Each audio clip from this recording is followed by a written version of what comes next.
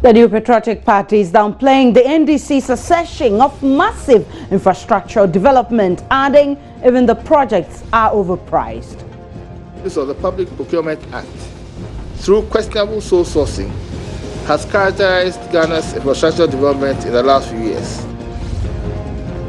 The party's committee chair on infrastructure, Joe Gatti, also says the country has experienced a decline in infrastructure expenditure since the NDC took the mantle.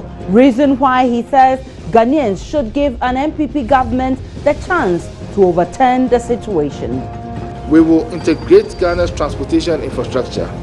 This will make the movement of goods and people more efficient and effective. It will boost the economy. We'll be hearing from both parties. I'm talking about the NDC and NPP, and also seek some independent opinions on these counter-accusations. This is today's big story. My name is Aishi Ryan.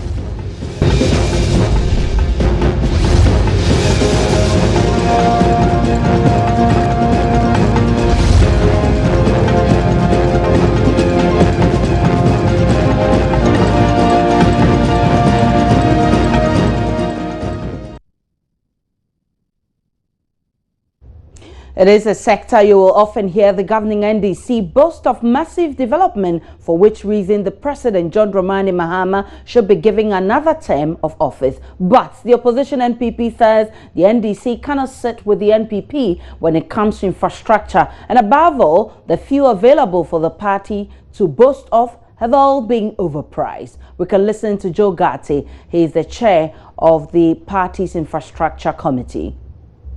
Contract overpricing and the gross abuse of the Public Procurement Act through questionable sole sourcing has characterized Ghana's infrastructure development in the last few years.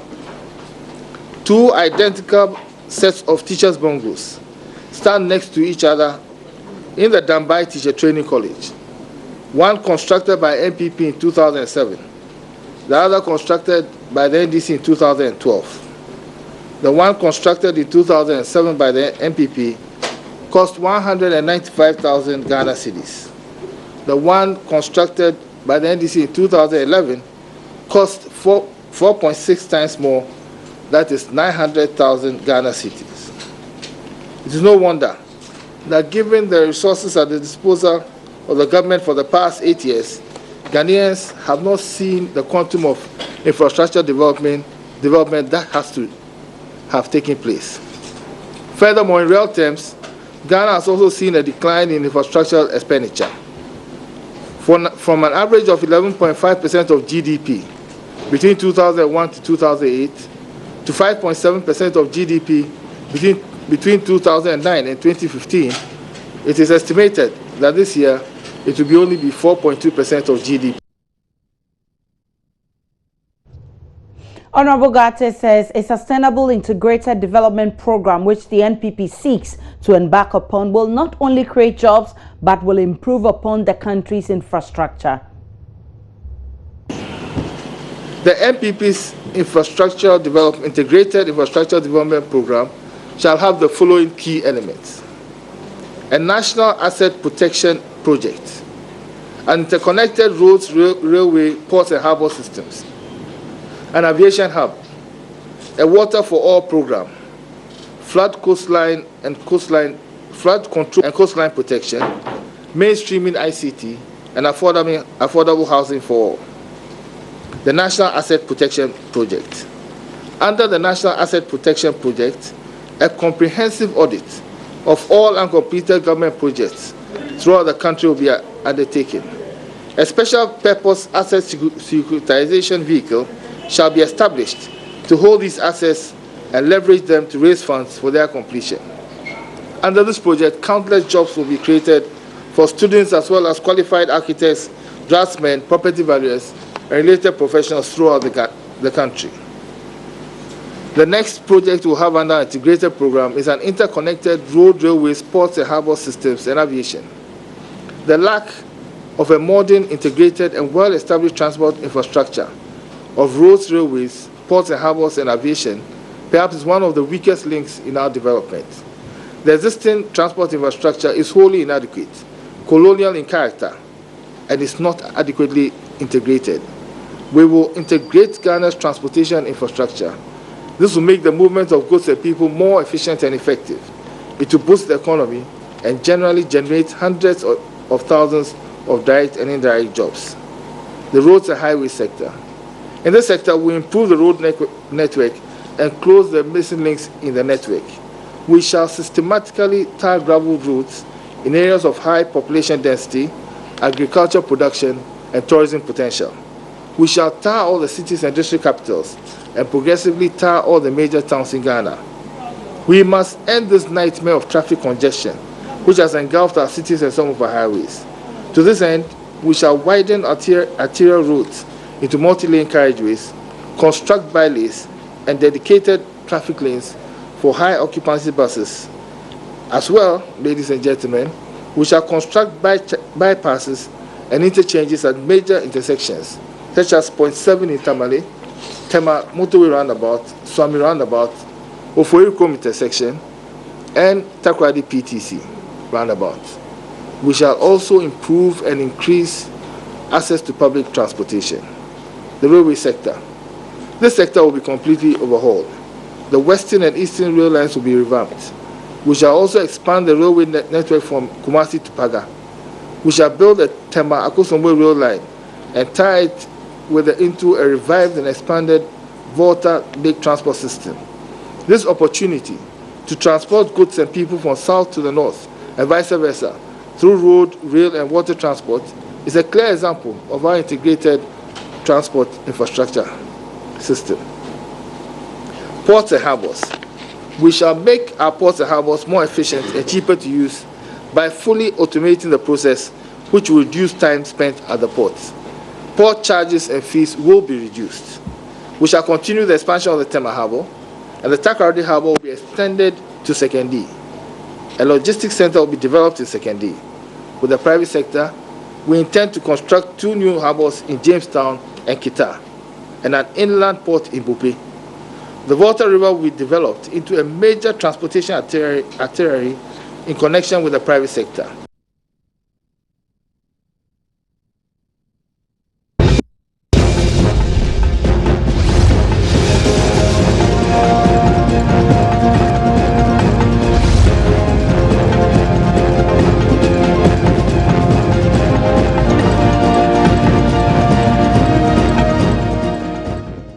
So that was Joe Gatti outlining some of the things the NPP seeks to do when it is giving the chance to rule the country. Let's do some analysis now. George Lawson is Deputy General Secretary of the NDC, and Mr. Robert Ahomka-Lindsay is also a member of the sector on employment of the NPP. They both join me on the line. Good evening to you, gentlemen. I'll start with George Lawson. The NPP is downplaying the NDC's claim of massive infrastructure development. In fact, they say your party, in terms of resources, I mean the vast resources available to it, has done very little and therefore has no local standard to brag when it comes to infrastructure.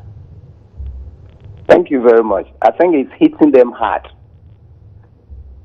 When it comes to ours is evidence-based. Go to the community. They are there.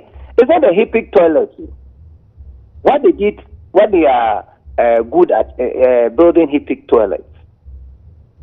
When we came 8 years ago, we built new classroom blocks and dormitories in over 200 secondary schools.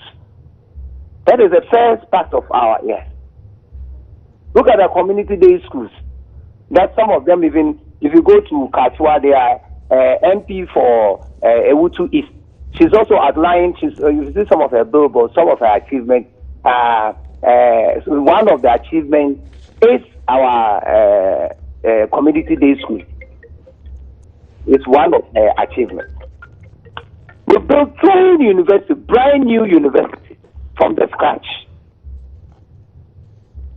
Not to talk of the interchange, the roads, the hospitals, and what did they do? They should tell us. We built 2 universities from the scratch. So even if you are talking of that, we've not done anything in terms of infrastructure. 2 universities from the scratch. Community day schools. Currently, we are over 100 that are almost ready. Let's go to the schools. When we came, as I indicated, over 200 classroom blocks, dormitories in over 200 secondary schools in this country. So if they are saying that we've not done it, the good people of this country would judge. I have Because they are known to be liars or fond of telling lies. So if they cannot see, as the president says, those who cannot see, it means that they are sleeping. If you are not sleeping, you see it. In his community, the Jogate's his constituency, yes, it is there. If he says he can't see it, then he should be sleeping, or he slept, or he's still sleeping. I have you hold Judge Lawson speak with Robert Ahumka Lindsay. Good evening to you. Yes, good evening to you. You are downplaying the NDC's claim of massive infrastructure development. But just listen to Judge Lawson. He says receipts are located. The facts speaks for themselves. I mean, when you talk about roads, for instance, the NDC points to the Kaswa interchange and related works, the Kwame Nkrumah Circle interchange project, completion of Sofo Line interchange project in the Ashanti region, the Awo-Shipo-Kwasi Road, and the list goes on. So where lies your allegations? Here is the challenge. And unfortunately, because I was in the phone, I couldn't hear which element of Jogate's presentation you played. But here are the facts, and I'm glad that my friend is fact-based. Fact number one. Between the year 2001 and 2008, an average of 11.5% of GDP was spent on infrastructure. Between 2009 and 2015, it had dropped to 5.7%. Fact number one. Fact number two. Between 2001 and 2008, the NPP extended the road work by 80%, 80. Between 2009 and 2016, it extended by 6%. The question is relative. Relative. Let's use that example, because I think when we get practical examples, people can see what it is that we are doing and addressing. Let's look at the aviation industry. The passenger numbers have dropped from 718,000 in 2014 to 525,000. Okay, since 2011, 3 out of the 5 domestic airlines have ceased operations: CityLink, 540, and Amtrak. These are facts. On top of that, you may recall that Virgin, which was once here, it took years to get them here, also have left. Why? Because of the management or the mismanagement of the economy. The huge increase in aviation fuel and the cost of what is happening to our currency has led to this. Now, the question that Ghanaian people, I'm sure, want to know is, what does the NPP want? 4 key activities. 1, we can reduce the price of aviation fuel to match the price of the region, because we're a competitive region. People can decide where to fly, and where we want to be a regional hub has to be competitive. Number 2, we're going to review the current handling arrangement of domestic airlines, and we're going to abolish the 7.5% VAT that's been put on domestic airfare, because, as I said, 3 out of our 5 domestic airlines have ceased operation, and the current 2 are doing so under severe constraint. And we're going to encourage local airlines and entrepreneurs to set up the strong private airlines that fully utilize our routes. So when we are looking at real examples, let's see things that make it. We are talking about relative, and it's relative. Nobody is saying nobody is at anything. The question is, can we, should we, and have we done more? We keep thinking that we work sometimes in an isolated world. We are not in an isolated world. Our countries around us, look at Côte d'Ivoire, which came out of war. Today, so many of the businesses that used to come together have turned around and gone back. So our ports are hurting. Our ports had a filibuster. They increased when the Ivorians were going to war. And a lot of the companies, look at our ports numbers. Look at what is happening on our ports and what is going on. Why are they doing that? Because even soon after the war, they find the economic environment there so much more productive for them to engage. So what are we doing at our ports? We are going to work with that. And I think it's important we look at these things, because you can say these things in isolation without the real impact. Look at the turnover of our businesses at our ports.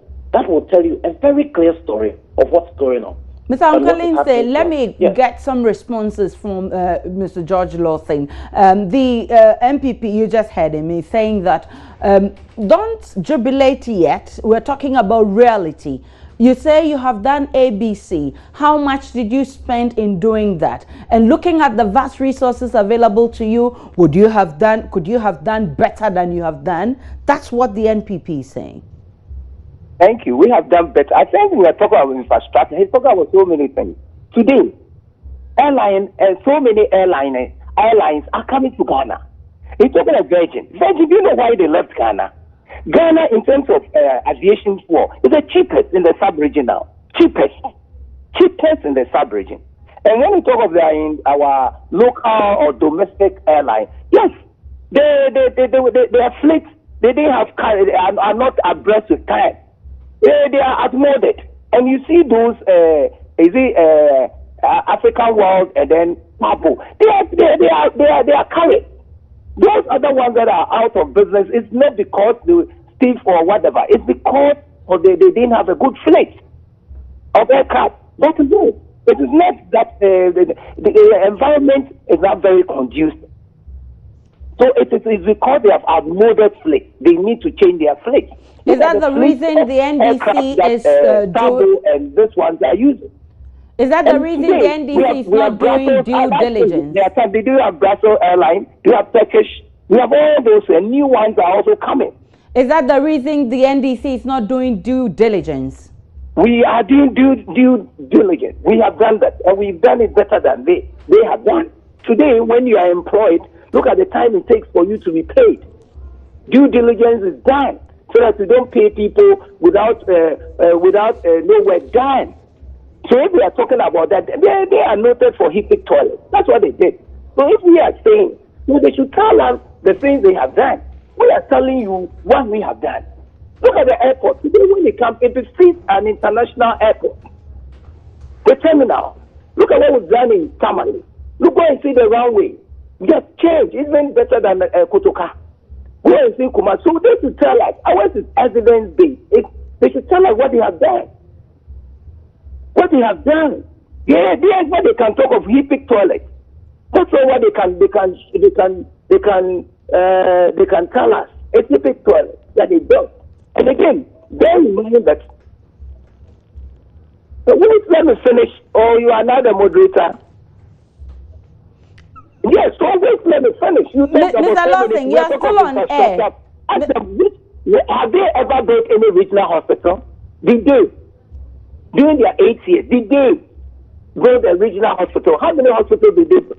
How many schools? They said they were going to build every model schools in every secondary schools in every district. Did they?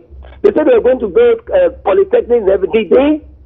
So what are they talking about? All right. What so let me switch you. Go to the secondary schools and see the infrastructure that was added to the existing one. What did they do? They came to do some comedies and went away. Mr. They say we have not done this. And again, if you read Greg Morris' report, they are the most corrupt government that Africa has ever had. Okay, let's look for the Greg Morris report.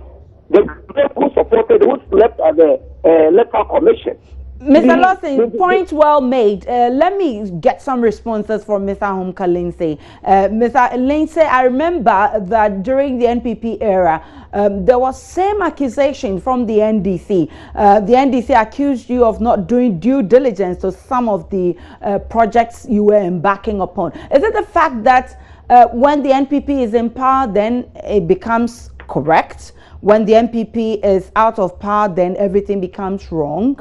No, that's not the case. And infrastructure, let me just help my friends understand the infrastructure. Rail, air, road, these are all part of infrastructure. No. Point number two, when Ghanaians are seeking real talent, all we can talk about is for me, the mindset. And it's such a shame. We're trying to have a reasonable, grown discussion of what is happening. And here are the fundamental facts. You cannot get away from them.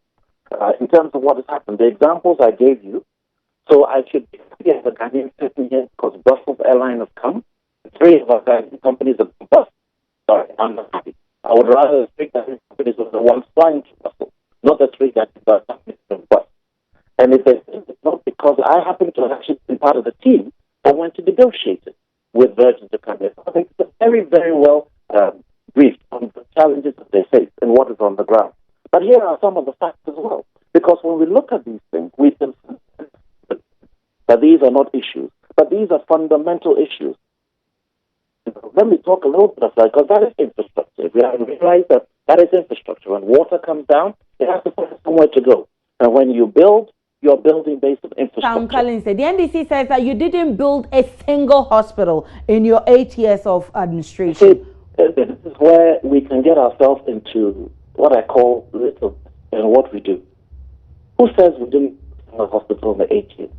And the fact of the matter, I think that is, and I give you the fact of the numbers. The numbers are the following. Between 2001 and 2008, 11.5% of the GDP was spent on infrastructure. Between 2000 and 5.7%. In 4.2% of GDP. We spent seen, and it's because those infrastructure, those investments were made that in 2008, Ghana was the best investment destination in Africa. While in 2016, is voted the best investment destination in West Africa. You see, you can't, if we cannot accept some of our challenges, and that's what I started by saying, that it's all about relative. It's not enough. It is not enough because the rest of the world is not sitting down there stopping while waiting for us to talk relativity and agreeing. And I've said this number of times. And the number in the world of giants, the smallest person is still a giant. In the world of midget, the smallest person is still a midget. So that is what we want to do. And to do that, it means you have to have, look at the numbers. I haven't even mentioned, and I'm sure Joe went through that, the huge challenges on the prices on projects being done currently on the ground. These are things that affected. I have tried to focus on the facts, and the facts remain the same. Let me tell you one more thing we're going to look at, the ICT and infrastructure. We have committed, and within the first year of taking office, every single Ghanaian, every resident in Ghana will have a national ID. Currently, how many entities in Ghana are doing national ID? These are waste of money. That money could be spent on the Accra Psychiatric Hospital, which is not able to pay a 2 million cedi bill to allow patients to be able to, outpatients to go in. It's about choices, and it's about where we put our funds. The facts remain. Amounts of money that has been available for the NDC government is huge. The amount we have borrowed is, the numbers, I don't need to go through that. But the fundamental facts will remain. When you look at our business and competitive environment, our cost of doing business, and part of our competitive is our infrastructure. When you look at our infrastructure, not in isolation, and I said, not in isolation. Believe it or not, the guys in Liberia, the guys in Nigeria, the people in Liberia are also building roads. When you are relative to that, we are going south. We are getting worse because nobody is coming down. So you can say you build this and that, but you know something? If you don't do enough, and you are doing it in a manner that does not help your country grow, you're not doing enough. Well, hold on, Mr. Honka-Lindsay. Let me speak with you, Mr. George Lawson. So the NPP says that we admit that the NDC has done some infrastructure projects, but that is not enough. I mean, looking at the vast resources available to you. And that's the reason the NPP is saying you do not have any reason to stay in power and that Ghanaians should vote you out. Yes, because they want power, they are desperate for power, they can say it. Yes, let me respond to one of his state national identification. Who brought it? They brought it. Were they able to give us identification cards? So what are they talking about? But what you brought, we've not seen much of it. The national identification card issue has been a flop. They brought it. They brought it. Were they able to? And today they are telling us they're going to. And then you talk of Cote d'Ivoire. Now they're not talking of Nigeria. Ghana's economy is the best in the sub-region. Best. Is it Nigeria? Is it Togo? Is it Benin? Cote d'Ivoire? Liberia? Sierra Leone? Guinea? Which country? No country in the sub-region can match our record. No country in the sub-region. Cote d'Ivoire. Cote d'Ivoire, I mean, apart from Boaké, apart from Abidjan and a little bit of Boaké, nothing else. Nothing else. Nothing is moving there. Yes, because of the paper, that is what is sustaining them. If they had currency not backed by the French like that, I'm sure they'll be nowhere. Today they stop mentioning Nigeria. Nigeria today they buy refined crude from us. They buy aviation oil fuel from us. They all coming here. The Nigerians are coming here to school. Again, ask them, during their time, was Delta in operation? Brussels and other Turkish and other airlines, were they in operational? They were not operational. So you think that the NDC has done enough to retain and turn Ghana Airways into Ghana International and then squandered our money? So you think the NDC has done much to retain power? We are far better. They don't have the moral. Well, many thanks to you, George Lawson. That's all time will allow us. Thank you very much for your time. Mr. Ahum Kalinse, briefly, what difference is the NPP bringing on board? Well, I thank you for that. I think you can see from the level of discourse what we're trying to do. We are trying to be very focused on having an integrated infrastructure project on the ground that deals with both rail, road, and, as I said earlier, air. So the things we're looking specifically at in cooperation with private sector. We want to expand Takoradi Sekondi as well. We want to construct new harbors at Jamestown and Accra and Keta. They want to develop an inland port of Wiki. But I think at the end of the day, I think one of the things I would appeal to Daniel, please try and look at the facts that remain on the ground. The facts are the following, and you don't have to go far to look at the clear facts that face you. But give an example, the airline, look at our businesses. This is not specific toilet. Toilet is an important factor. But when we talk about infrastructure, we're not talking about toilets. We're talking about something that will grow our country.